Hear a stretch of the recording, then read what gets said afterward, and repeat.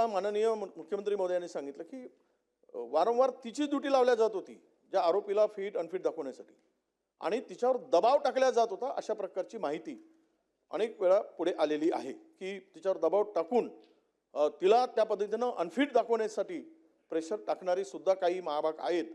त्या दृष्टीने सुद्धा चौकशी पुढे जाते आहे का ही माहिती उपलब्ध करून द्या अध्यक्ष.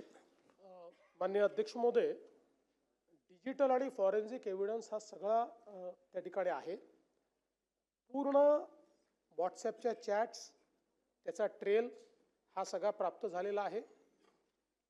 सदरू महिला डॉक्टर ही हॉटेलमध्ये त्या आल्या, आपल्या रूममध्ये गेल्या, रूममध्ये जातपर्यंतचे सगळे CCTV फुटेजेस हे पोलिसांच्या ताब्यात आहेत.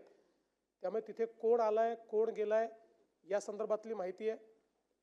तिथलं अलीकडच्या काळामध्ये अशा बाबतीत आपण नवीन कायद्याप्रमाणे सगळे फॉरेन्सिक एव्हिडन्स जमा करतो.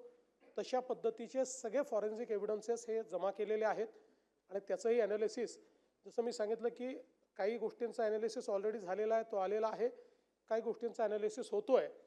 कुठल्याही परिस्थितीमध्ये आपण अशा गुन्ह्यांमध्ये 60 दिवसांमध्ये आपली चार्जशीट दाखल करतो. 90 दिवस वेळ असतो पण 60 दिवसात आपण करतो महिलांच्या बाबतीत. तर तीही आपण आता जवळपास अंतिम टप्प्यात आहे. त्यामुळे ती चार्जशीट देखील दाखल होईल आणि या व्यतिरिक्त कोणी आहे का हा अँगलच तपासण्याकरता ज्युडिशियल इन्क्वायरी आपण केलेली आहे.